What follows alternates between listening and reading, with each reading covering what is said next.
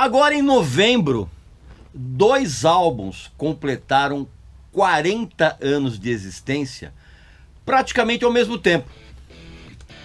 Diary of a Madman do Ozzy, Mob Rules do Black Sabbath.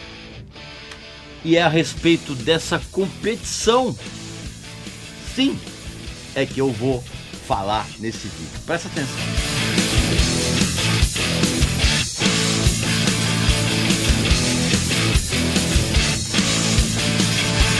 Meu amigo e minha amiga, você viu que a nossa querida parceira Belas Letras deu uma pirada agora em novembro, com descontos incríveis na grande maioria dos livros ali no site dela. Inclusive tem livros que chegaram a 70% de desconto. Aliás, chegaram não, ainda estão com 70% de desconto, um negócio incrível. E o que acontece? Só que essa promoção, ela vai só agora até o final de novembro. Então você tem poucos dias para aproveitar essas ofertas incríveis, assim, descontos extraordinários. Olha o caso, por exemplo, desse livro sensacional do Tony Iommi, né? Que é o Iron Man, Minha Jornada pelo Céu e pelo Inferno com o Black Sabbath. É um livro sensacional porque o Tony Iommi, ele conta umas histórias de bastidores do Black Sabbath, da vida dele, mas as histórias dos bastidores do Black Sabbath são simplesmente sensacionais. E você, evidentemente, que tem que ter esse livro na sua biblioteca. E o livro do Tony Iommi está com 29% de desconto, cara. É um negócio incrível. E mais incrível ainda é que se você usar o cupom de desconto nosso aqui, Regis Tadeu Indica tudo junto, o desconto é ainda maior. Então, lembre-se, você tem pouquíssimos dias para aproveitar essa verdadeira loucura de descontos que a Belas Letras fez, tá ok? E pode ter certeza que esse tipo de promoção nunca mais vai acontecer desse jeito. Então, aproveite, não perca essa oportunidade. Vamos continuar com o nosso vídeo aqui. Meu amigo e minha amiga, é muito raro a gente encontrar 2 discos emblemáticos de um mesmo gênero, de um mesmo estilo, lançados há muito tempo com a diferença de poucos dias entre um e outro. E é o caso, evidentemente, que eu já mostrei para vocês aqui, do Diary of a Madman e do Mob Rules. E eu falo isso porque havia realmente uma competição há 40 anos atrás a respeito do lançamento de um e de outro. Por quê, cara? Porque havia realmente essa rivalidade entre o Black Sabbath ter continuado com o Dio e o Ozzy em carreira solo. Claro que antes você vai fazer a sua inscrição aqui no canal, vai visitar a nossa loja que tem uns produtos muito legais, como essa camiseta aqui, né? Que é um verdadeiro emblema para quem gosta de rock em geral. Então, desde o início, quando o Ozzy saiu do Black Sabbath e foi convencido a ter uma carreira solo, porque ele meio não sabia o que ia fazer, quando saiu o primeiro disco do Ozzy, que é o Blizzard of Oz, havia realmente uma competição com relação ao primeiro do Black Sabbath sem ele, que era o Heaven and Hell. Eu vou explicar isso mais detalhadamente no vídeo aqui agora. De uma certa forma, o Diary of a Madman, ele teve um impacto para mim, e acho para todo mundo que da minha geração, ele teve um impacto que foi, de uma certa forma, amortecido, justamente pelo primeiro disco, pelo disco anterior, que é o Blizzard of Oz. Esse disco realmente teve um impacto muito grande em todo mundo que ouviu pela primeira vez. A carreira solo do Ozzy, ela já estava sacramentada, né? Nessa época aqui, inclusive dissipando todas as dúvidas anteriores com relação a isso, dúvidas inclusive até do próprio Ozzy, que não era muito confiante naquela época. E o Ozzy tinha aqui nas gravações uma banda sólida por trás, e também tinha uma urgência, vamos dizer assim, em cair na estrada logo, fazer turnê, fazer dinheiro. E isso, essa pressa, vamos dizer assim, ela explica muitas das histórias envolvendo o término desse disco aqui. Havia uma pressa muito grande para deixar esse disco aqui pronto e a banda poder cair na estrada novamente.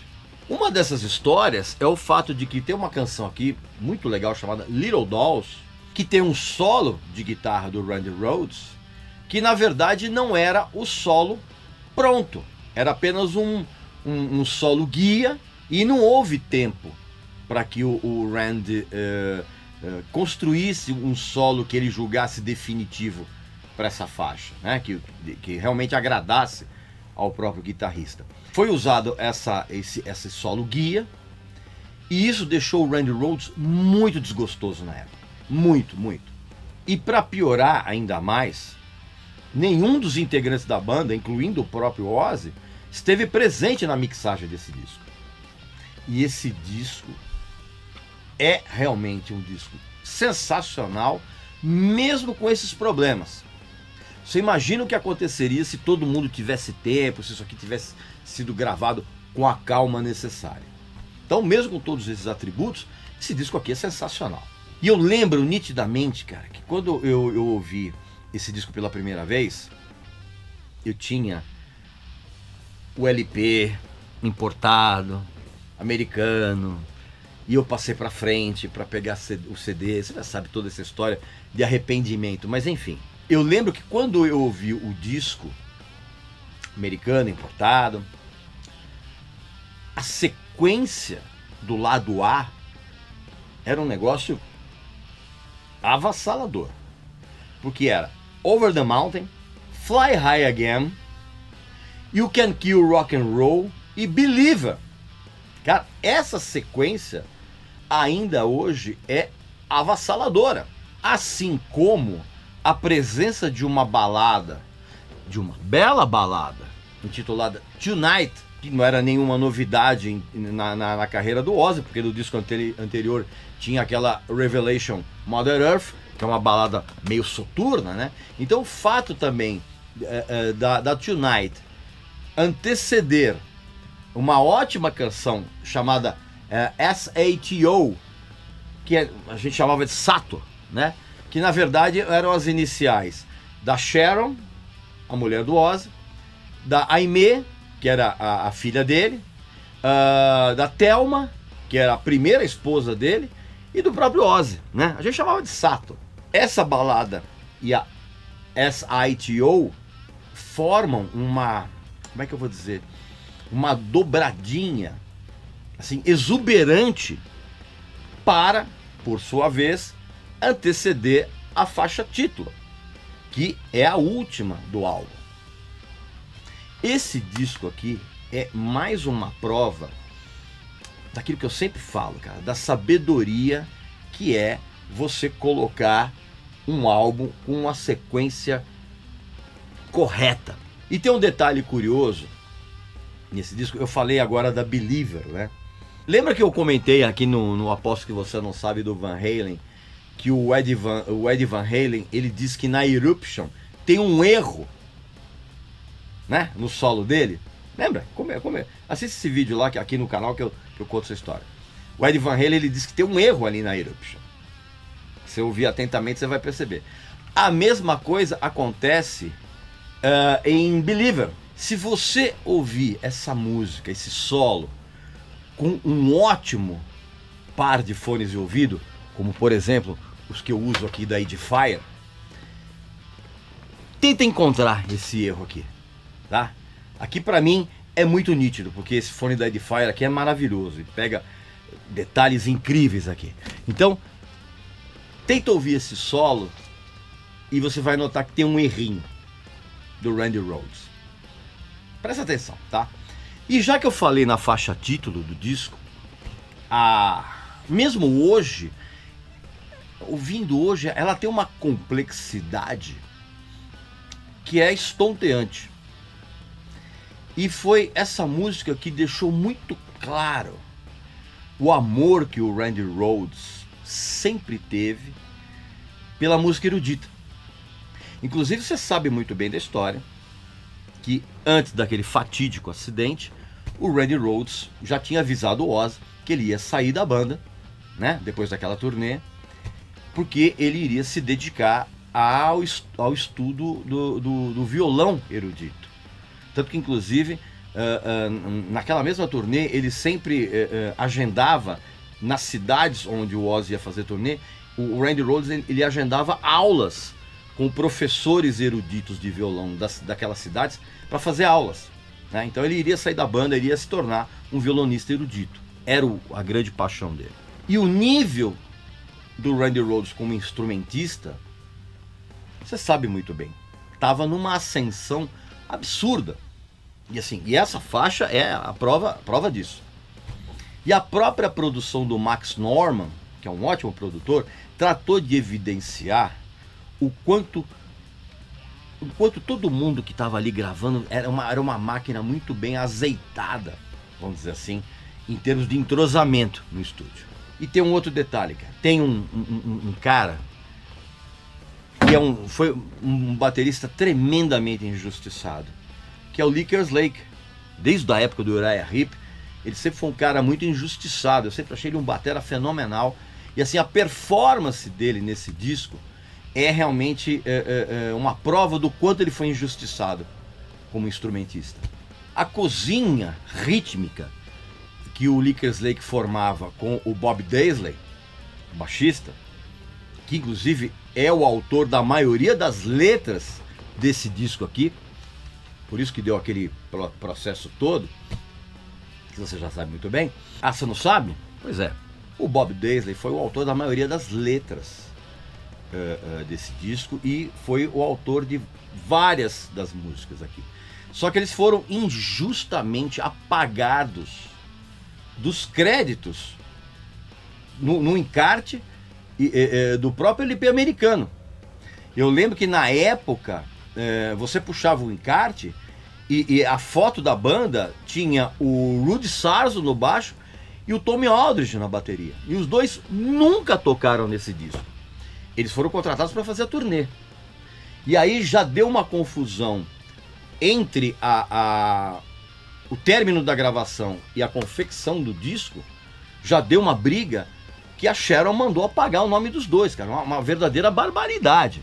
Inclusive, nem o Don Airey, que consta nos créditos do disco, participou, porque ele estava em turnê com o Rainbow na época da gravação.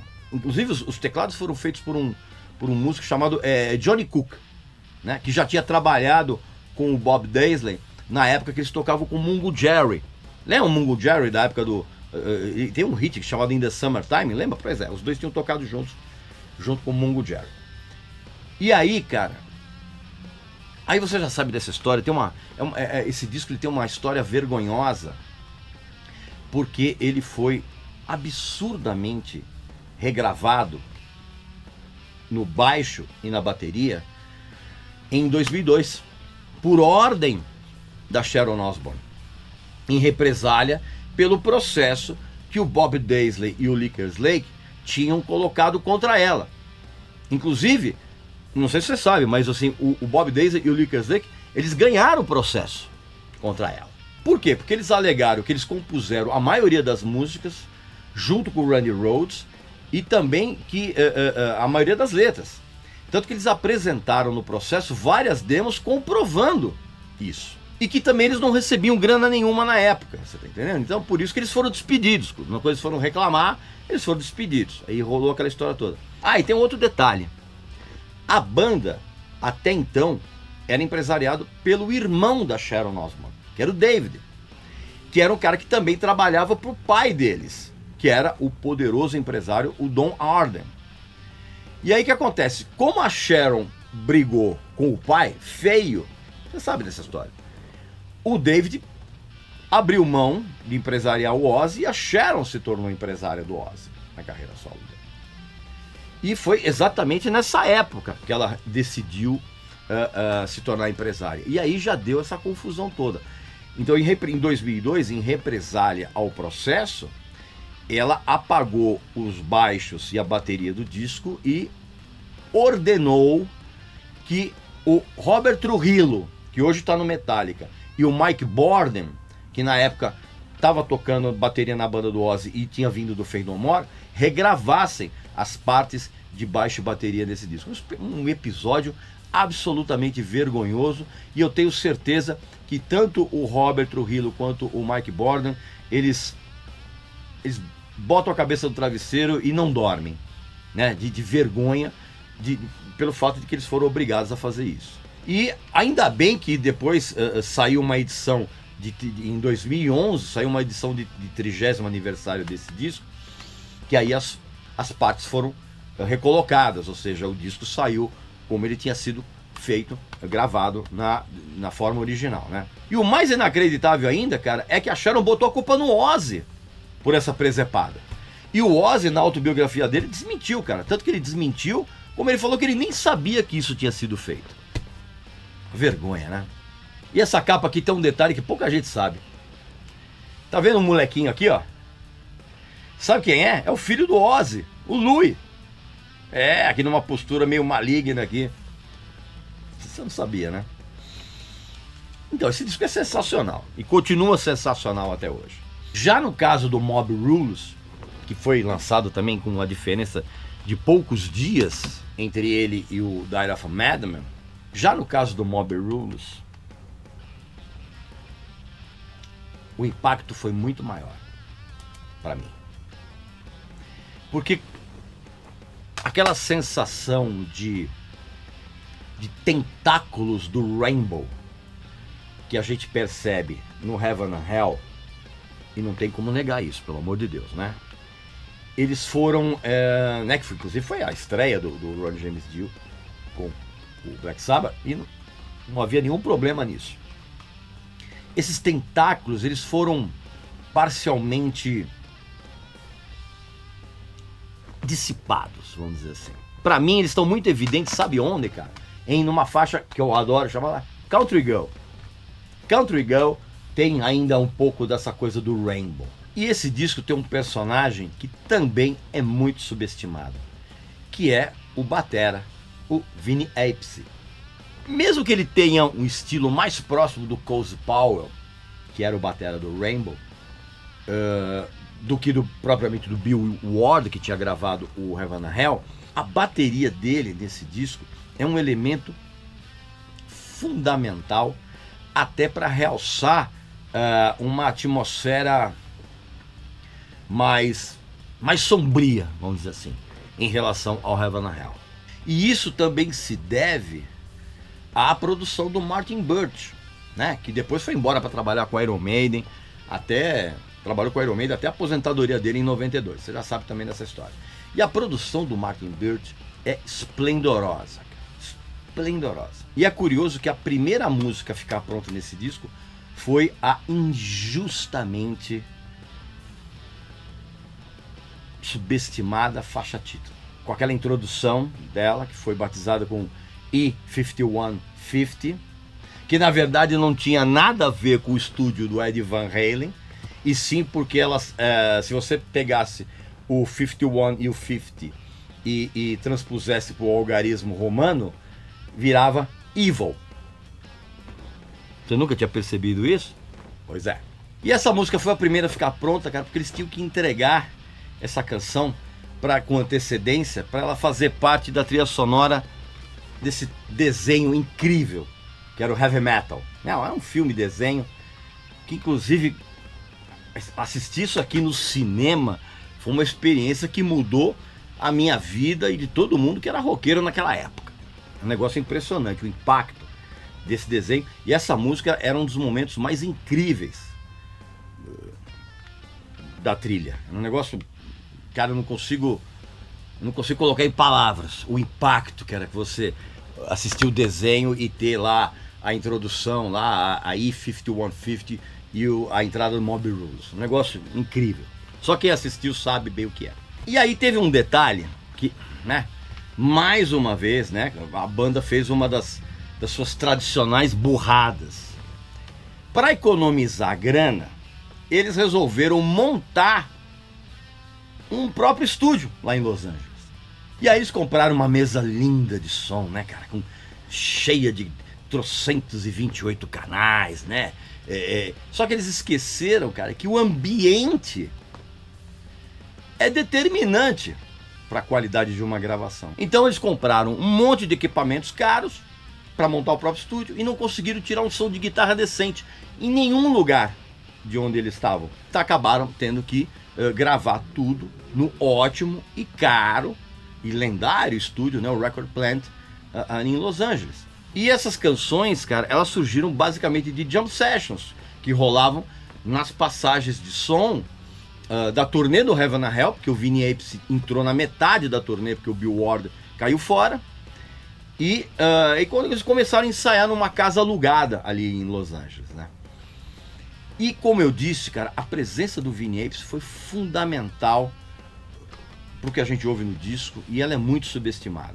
Como eu disse, foi exatamente o Vinny que criou toda uma atmosfera rítmica, soturna, para aqueles riffs do Tony Iommi que são espetaculares nesse disco. Inclusive, para mim, alguns dos riffs mais incríveis do Tony Iommi na carreira inteira dele estão em duas músicas desse álbum aqui. Na The Sign of the Southern Cross e principalmente, cara, na Falling Off the Edge of the World. Cara, ali tem uns riffs do Tony Iommi que é um negócio assustador de tão mitológico. É um negócio incrível. Ouça e você vai ver e você vai comprovar o que eu tô falando. E tem outro detalhe com relação à sequência das músicas. Como eu falei ali quando eu me referi ao Diary of a Madman, se você for pensar bem, a faixa de abertura, a Turn Up the Night, ela foi claramente colocada ali para abrir o disco, cara, para manter, para fazer o mesmo papel da Neon Nights no Heaven and Hell. Pode prestar atenção. Assim como uma outra subestimadíssima canção chamada Over and Over encerra, é a última faixa do Mob Rules e tem a mesma vibe de Lonely is the World no Heaven and Hell. Você nunca tinha reparado nisso, né? Pois é. Esse disco também tem uma música, cara, que pra mim é a maior influência que o Black Sabbath recebeu do Led Zeppelin. É uma faixa chamada Sleeping Away.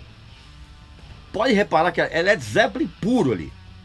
E tem uma outra música chamada Voodoo, que tem uma abordagem de guitarra que é muito semelhante àquela timbragem que ele usou, por exemplo, na época do Never Say Die. Presta atenção a respeito disso. E eu discordo totalmente do Tony Iommi quando ele fala desse disco. Porque o Tony Iommi, ele tem um pensamento muito dúbio em relação a esse álbum. Ele tem umas opiniões meio conflitantes. Eu já vi entrevista, eu já li entrevista dele dizendo que ele gosta desse disco, e eu já li entrevistas dizendo que ele não gosta do disco, porque na época estava todo mundo muito louco de cocaína, inclusive o próprio Martin Birch, né? Que tava todo mundo chapado. Cara, eu discordo completamente que isso tenha atrapalhado o álbum, cara. Pelo contrário, assim, o som desse disco, ele é sensacional. Talvez o Tony Iommi ele fique meio chateado, porque foi nessa época que começou a surgir os problemas dele com o Ronnie James Dio, cara, porque o Dio tinha recebido uma proposta da Warner para fazer um disco solo. E isso deixou o Tony Iommi muito puto da vida na época. E aí, você sabe muito bem o que aconteceu, eu já contei isso, né? Depois o Mob Rules teve aquele problema nas gravações do Live Evil, aí o Ronnie James Dio saiu, e o Dio só voltou no The Humanizer, né, em 1992. Mas isso é uma outra história que eu vou contar numa outra parte do Aposto que Você Não Sabe do Black Sabbath, né? Tá legal?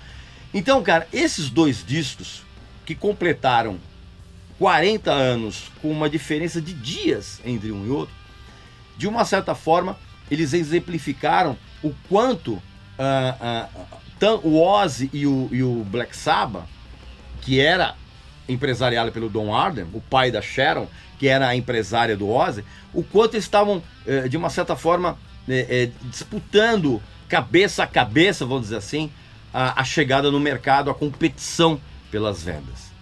E, de qualquer forma, independente desse tipo de rivalidade, a gente tem dois discos espetaculares. Pois bem, meu amigo e minha amiga, estas são as minhas opiniões a respeito desses dois álbuns sensacionais. Aqui nos comentários, eu peço para que você não diga, eu prefiro esse, eu prefiro aquele. Me diga só a opinião de vocês a respeito de cada um desses álbuns, né? Esse papo de, é melhor, isso é uma bobagem. Coloca aqui nos comentários o que vocês pensam a respeito desses dois discos e como esses discos impactaram a vida de cada um de vocês, tá bom?